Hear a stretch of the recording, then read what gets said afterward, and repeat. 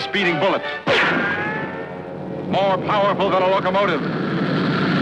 Able to leap tall buildings at a single bound. Look, up in the sky, it's a bird. It's a plane. It's Superman. Yes, it's Superman. Strange visitor from another planet. Né dans les années 30, Superman est un super-héros de bande dessinée américaine, édité par la célèbre maison d'édition DC Comics, concurrent principal de Marvel, et créé par le dessinateur Joe Shuster et le scénariste Jerry Siegel.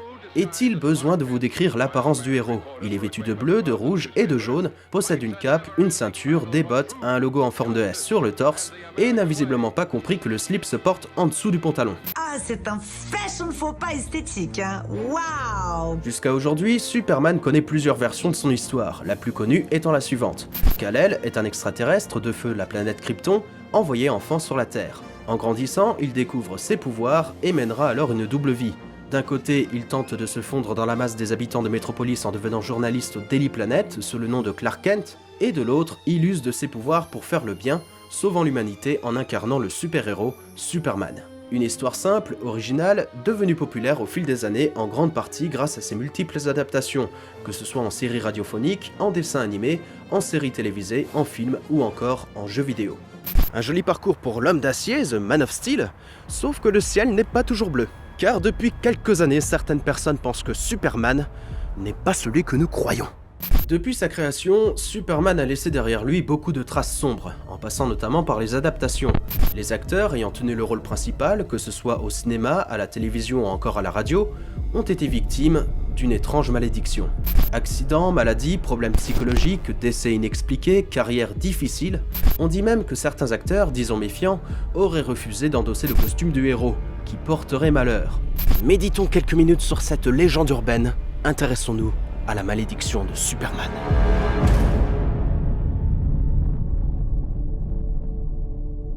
Tout a commencé en 1941 avec Bud Collyer, acteur et présentateur radio connu pour avoir prêté sa voix au Justicier volant dans une série radiophonique Les Aventures de Superman, ainsi que dans la série animée Superman, composée de 17 courts-métrages produits par... En fait, ce qui s'est passé, c'est que les studios Fletcher, à qui l'on doit le succès de Popeye et de Betty Boop, se sont seulement chargés de la production des 9 premiers courts-métrages, puisqu'en 1941, suite à de gros problèmes financiers, leur distributeur, la Paramount, prend le contrôle des studios rebaptisés ensuite Famous Studios, produisant alors les 8 autres courts-métrages en 1943. En revenant à Bud Collyer, il était également présentateur de jeux télévisés, les plus notables étant Beat the Clock de 50 à 61 et To Tell the Truth de 56 à 68. Il reprendra le rôle de Superman en 66 pour le dessin animé Les Nouvelles Aventures de Superman, mais 3 ans plus tard, le pauvre sera victime d'un problème de cœur. Alors qu'il devait à nouveau présenter l'émission To Tell the Truth en 69, il meurt subitement d'un infarctus à 61 ans. Bien sûr, tout ne reposait pas uniquement sur Bud, il n'était pas le seul à incarner le Kryptonien. Dans les années 40, un autre en a également profité. Bien que Bud Collyer fut le premier interprète de Superman, c'est Kirk Lyne qui fut le premier acteur à endosser le costume du héros. Il est devenu connu après avoir joué dans 2 feuilletons américains, Superman en 1948 et Atom Man vs Superman en 1950. Après une carrière cinématographique pas faux folle, disons-le franchement, malgré son petit caméo dans Superman de 78 dans le rôle du père de Lois Lane, l'acteur sera victime d'Alzheimer et mourra en 99 à l'âge de 88 ans. En 1951, alors qu'un film Superman était en cours de production, Kirk Lyne décida de ne plus assumer son rôle de super-héros. Il aurait pu continuer, qui sait, avoir une très belle carrière, mais non. Arrive alors l'étrange film de 50 minutes Superman et les nains de l'enfer, avec du coup George Reeves dans le premier rôle. Mais c'est à partir de 1952 que l'acteur se fera connaître avec la série télé Adventures of Superman, vue par des millions de téléspectateurs américains. Il était tellement apprécié qu'encore aujourd'hui, beaucoup le considèrent comme une légende hollywoodienne. Enfin, tout ça c'était avant le drame, bien entendu. Dans la nuit du 16 juin 1959, la police retrouva le corps de George Reeves à son domicile, nu, étendu sur son lit, et tué d'une balle dans la tempe. Il avait 45 ans. Cette tragédie fera l'objet d'une enquête jamais résolue, faisant alors partie des plus grands mystères d'Hollywood, et a d'ailleurs été adaptée en un film médiocre en 2006 intitulé Hollywoodland avec Adrian Brody dans le rôle d'un détective privé et Ben Affleck dans celui de Reeves, ce qui est assez drôle quand on pense que 10 années plus tard, Ben incarnera le richissime Bruce Wayne affrontant l'homme d'acier dans Batman v Superman. Dans un premier temps, l'enquête conclut à un suicide. En effet, après l'arrêt de la série à succès en 1958, George Reeves connaît une période difficile avec des problèmes financiers et une incapacité de trouver du travail. Alors dépressif, il aurait mis fin à sa vie. Mais certains indices déconfirmeraient cette hypothèse, comme l'absence d'empreintes sur le pistolet et de brûlures sur les mains de la victime, la douille de la balle tirée retrouvée sous le cadavre, ou encore la présence de traces inexpliquées sur le corps et de trous sur le plancher de la chambre. Là-dessus se placent deux théories. À partir de 1951, George Reeves eut une liaison avec Toni Mannix, femme mariée à Eddie Mannix, à l'époque vice-président de la MGM. Et nul ne sait véritablement pourquoi Eddie aurait encouragé cette relation.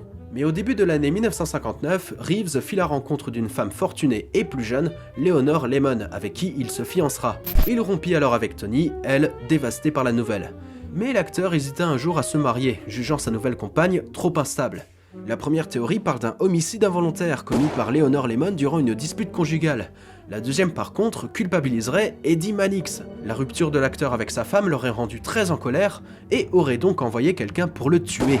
Mais selon le rapport de l'enquête, aucune trace d'effraction ne fut constatée. D'ailleurs, autre événement à noter, c'est que peu de temps avant son décès, George Reeves fut victime d'un accident de voiture. Quelqu'un aurait apparemment voulu sa mort puisqu'après examination de son véhicule, les freins auraient été trafiqués. Suicide ou meurtre, nous ne le saurons jamais. D'autant plus que toutes les personnes ayant un rapport avec cette étrange affaire ne sont plus de ce monde. Arrive l'année 1978 avec la sortie du film de Richard Donner, la toute première adaptation de Superman en un long métrage, avec Margot Kidder en Lois Lane, Gene Hackman qui fait un bon Lex Luthor, et Marlon Brando dans le rôle de Jor-El, père de Kal-El, qui n'avait rien à foutre du film. On bat les couilles, frère. Genre, il ne voulait pas prendre les répliques, il les lisait sur un support hors caméra, et il faisait ça que pour l'argent, hein. C'est pas des bêtises, hein. Il a été payé plus de 3 700 000 $ pour 10 minutes de performance, plus 50 millions de $ après que le film ait atteint les 300 millions de $ au box-office mondial. Mais bon, on connaît tous Marlon Brando, hein. C'était pas quelqu'un de facile durant les tournages. Je dis ça, c'est pas pour le critiquer, c'est juste que je trouve ça marrant. Bref, après cette parenthèse du bonheur, qu'en est-il du rôle titre ? Au départ, DC Comics avait proposé Mohamed Ali, l'un des plus grands boxeurs de tous les temps. Sauf qu'en 78, Superman a préféré lui régler son compte dans le comics Superman vs Muhammad Ali. Mais pas que, la liste d'acteurs était beaucoup plus ambitieuse. Voire trop ambitieuse, le rôle aurait pu être filé à Steve McQueen, Dustin Hoffman, Al Pacino, Clint Eastwood, et ben putain, imaginez la gueule du truc. Sauf que le réalisateur préfère rester raisonnable et donna le rôle à un acteur peu connu à l'époque, à savoir Christopher Reeve. Probablement parce que c'était un Reeve, pour faire le rapprochement avec son prédécesseur, George Reeves. Mais voilà, le film connut un très bon accueil de la part des spectateurs et des critiques, engrangeant comme je vous l'ai dit plus de 300 millions de $ pour un budget conséquent pour l'époque de 55 millions de $. Ce qui permit au super-héros de continuer ses aventures avec 3 suites. Superman 2, sympa, Superman 3, bof bof, Superman 4, cacaboudin. Revenons à notre histoire de malédiction. Après le destin tragique et mystérieux de notre ami George Reeves, c'est au tour de Christopher Reeve qui connaîtra un terrible sort, détruisant sa joyeuse carrière. Amoureux d'équitation, il eut en 1995 un accident de cheval provoquant chez lui une paralysie générale. C'est quelques années plus tard qu'il perdit la vie, exactement à l'âge de 52 ans, après un sévère problème de cœur. Il est en effet mort assez jeune, mais beaucoup plus jeune est mort avant lui. Le petit Lee Quigley, le bébé Superman du premier film, perdit la vie en 1991 à l'âge de 14 ans suite à un abus excessif de solvants. Si vous pensez que la malédiction ne touche que les acteurs ayant incarné Superman, que c'est probablement son costume qui est maudit, eh bien je vous trouve bien gentil. En 1983 sort le troisième volet de la saga Superman 3, qui est passé de film sérieux à film sérieux plus comédie familiale, toujours avec Christopher Reeve dans le rôle titre, mais surpassé, voire gommé, par l'humour pénible de Richard Pryor, un des plus grands humoristes afro-américains que j'aime appeler le Jar Jar Binks du film. Let me tell you something. I can't ski!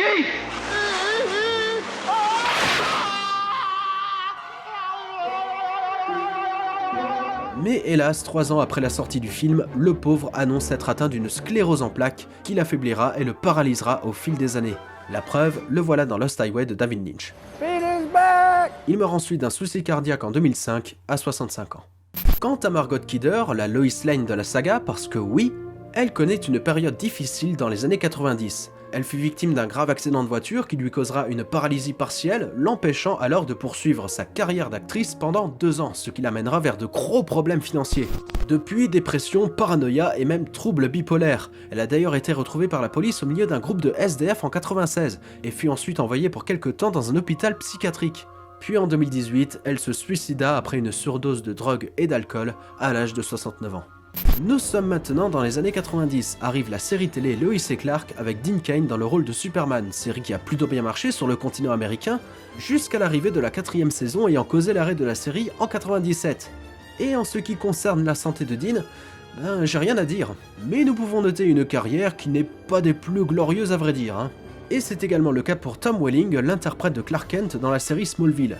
Peut-être est-il trop tôt pour qu'il lui arrive un truc, ou bien serait-ce la malédiction qui a décidé de faire sa petite grève? À moins que non en fait. Lane Smith, ayant incarné le patron du Daily Planet dans Lois et Clark, a été victime d'une paralysie musculaire progressive. Il meurt en 2005 à l'âge de 69 ans. Et côté Smallville, Jeff Leb, scénariste de la série et de comics chez DC et Marvel, perd son fils, âgé de 17 ans, après un terrible cancer des os. Ah mais j'ai jamais dit que la vidéo allait être que drôle, hein. On continue ? Après la sortie de Superman 4, qui fut un échec plus important que le 3ème film, il aura fallu attendre près de 20 ans avant de revoir le Justicier volant une nouvelle fois au cinéma. Mais durant cette longue et douloureuse période, plusieurs projets d'adaptation virent le jour. Tout d'abord, il était prévu qu'un 5ème volet de la saga Superman devait sortir en 92, sauf que voilà, annulé. Ensuite, de 93 à 95, séance d'écriture et de réécriture pour un film sur la mort et la résurrection de Superman intitulé Superman Reborn.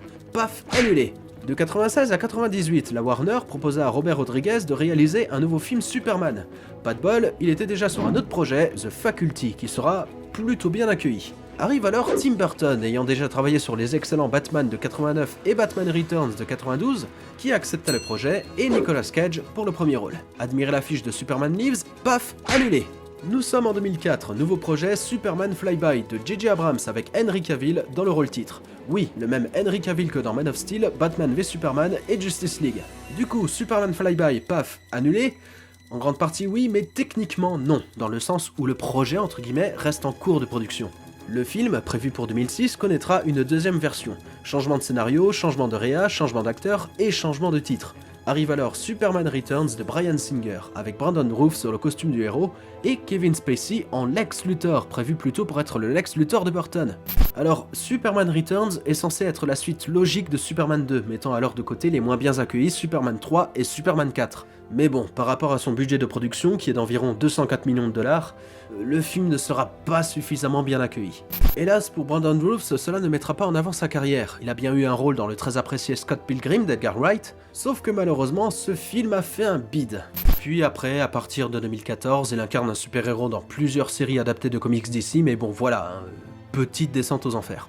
Et petite anecdote à noter, Brandon fut victime d'un grave accident de moto un petit mois après la sortie de Superman Returns. Mais ce n'est pas ce qu'il y a de plus troublant. Je vais finir avec un petit dernier parce que bon, la vidéo commence à être suffisamment longue. Lors de la création du DVD Superman Returns, non pas une ni deux mais 3 personnes seraient également touchées par la malédiction. 3 blessés graves. Selon les sources, l'un d'entre eux se serait fait violemment agresser, un autre aurait fait une chute d'escalier et le dernier serait passé à travers une vitre. Y aurait-il eu une dispute ou une bagarre entre collègues? On n'en sait rien. Évidemment. D'autres cas sont à noter. Je ne vous ai par exemple pas parlé de Christopher Dennis, le Superman d'Hollywood Boulevard qui est, comme Christopher Reeve, mort à l'âge de 52 ans. Au passage, c'était surtout un homme engagé qui aimait aider les sans-abri et lutter contre la consommation abusive de drogue. Il y a aussi la mort de Dana Reeve, la femme de Christopher, qui continue à interroger les simples d'esprit, victime d'un cancer des poumons en 2006 à l'âge de 44 ans. Alors que pourtant, elle ne fumait pas. Ah oui, et autre fait intéressant, c'est que George Reeves fait de brèves apparitions dans le film Tant qu'il y aura des hommes, retraçant l'attaque surprise de Pearl Harbor par les Japonais le 7 décembre 1941. Mais depuis sa sortie, les spectateurs américains se moquaient librement de l'acteur en disant des trucs du genre « c'est Superman! T'as vu, c'est Superman, MDR! Pipi c'est une collaborative, lol !» Suite à cela, les apparitions de l'acteur ont été coupées au montage durant une longue période. Au passage, coïncidence rigolote, mais qui n'en est peut-être pas une, c'est que Ben Affleck, ayant incarné George Reeves dans Hollywoodland, a également joué un premier rôle dans Pearl Harbor de Michael Bay. Pearl Harbor mettant également en scène l'acteur Josh Hartnett, qui dans le passé aurait refusé le rôle de Superman. Dans le monde du cinéma, la malédiction fait partie des plus grandes légendes urbaines, effrayant encore aujourd'hui les âmes les plus sensibles. On a dans le tas le célèbre cas Poltergeist, L'Exorciste ou encore The Omen ou La Malédiction réalisée par Richard Donner, oui, le même ayant réalisé le Superman de 78. Comme quoi, hein. D'ailleurs, petite parenthèse, il existe un film plutôt sympathique sorti en 2019 intitulé Brad Burn, détournant l'histoire de Superman en mettant en scène un jeune garçon venu d'une autre planète qui découvre un jour ses pouvoirs. Plutôt que de s'en servir pour faire le bien, il s'en sert pour faire le mal. Je ne sais pas pourquoi, mais je soupçonne le film de s'être légèrement inspiré de la malédiction. Personnellement, je ne suis pas superstitieux, je ne crois pas au paranormal ou au surnaturel, mais je suis ouvert d'esprit. La preuve, cette vidéo existe. Bien que le terme malédiction est exagérément employé, il est cependant normal de considérer les différents faits tragiques comme de troublantes coïncidences. Cela dit, je préfère donner raison à Henry Cavill, l'interprète de The Man of Steel, ayant déclaré un jour qu'il ne croyait pas en la malédiction de Superman, que les incidents considérés comme des preuves ne s'expliquent que par la malchance. Je ne suis pas forcément fan de cet acteur, et encore moins du DCU qui agonise de plus en plus après la sortie de Suicide Squad et de Justice League, mais je pense qu'il est dans le vrai.